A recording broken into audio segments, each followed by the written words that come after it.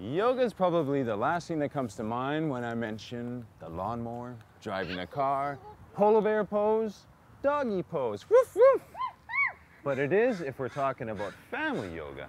Carolyn, Milan, and I have decided to come down to Unity Yoga here in Commercial Drive to see what this is all about. In we go!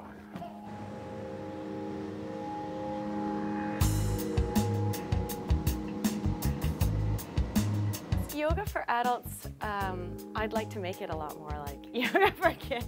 Every once in a while I throw in something like, you know, trying to get my foot to my ear or something playful for the adults, because I'm always trying to get my adults to play a little bit more in class and to just enjoy the practice for what it is. And kids do that very naturally. Doing them both at the same time. Whoa!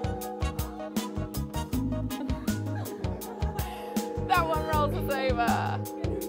Yoga is really fun because it's very creative, so you can turn yoga into anything. So anything that kids really like to do, like you can ask them for ideas and just use that to spawn a whole new pose or a whole new posture. And we're going to scoop out the peanut butter, and then we're going to squidge it in between your toes.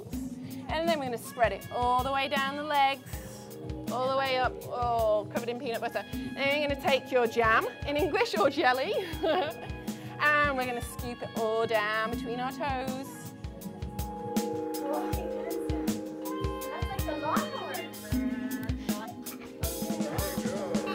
We're going to get up into dog, everybody. And the kids, you've got to try and go round the circle and go through the tunnel. Woo!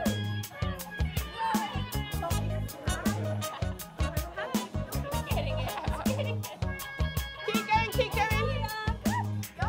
That's it. What age can children start yoga? Pretty much as soon as you can have a two-way conversation, children can be doing yoga. I'm 2. It seems like the best age to start is around 4.